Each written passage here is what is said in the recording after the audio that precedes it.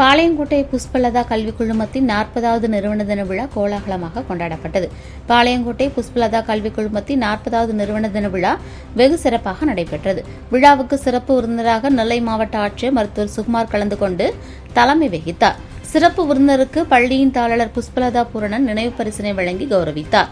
பள்ளியின் கடந்த கல்வியாண்டின் சாதனைகள் மற்றும் பல்வேறு வளர்ச்சி நிலைகள் குறித்த ஆண்டறிக்கை பள்ளியின் முதன்மை முதல்வர் புஷ்பவேணி ஐயப்பன் வாசித்தார். புஷ்பலதா பள்ளியில் 10 ஆண்டுகளை நிறைவு செய்த புஷ்பலதா பள்ளிகளில் 10 ஆண்டுகளை நிறைவு செய்த ஆசிரியர்கள் மற்றும் அலுவலக பணியாளர்கள் சிறப்பு செய்யப்பட்டனர். மேலும் 10ஆம் வகுப்பு 12ஆம் வகுப்பு பொதுத் தேர்வுகள் மற்றும் நீட், JEE உள்ளிட்ட முக்கிய போட்டித் தேர்வுகளில் சிறப்பிடம் பெற்ற மாணவர்களுக்கு பரிசுகள் வழங்கி மாவட்ட ஆட்சியர் பாராட்டினார்.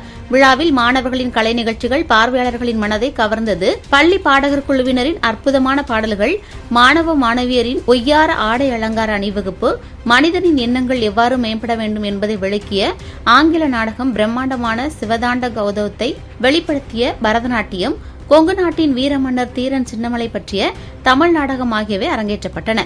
விழாவில் புஷ்பலதா கல்விக் குழும தலைவர் மரகதவள்ளி, பள்ளியின் இயக்குநர் மருத்துவர் பாலசுப்ரமணியம், மெட்ரிக் பள்ளி முதல்வர் ஹாரிசன் ஜெபக்குமார், புஷ்பலதா சர்வதேச பள்ளி முதல்வர் காட்வின் லாம்வேல் மற்றும் ஆசிரியர்கள், மாணவர்கள், பெற்றோர்கள் பங்கேற்றனர்.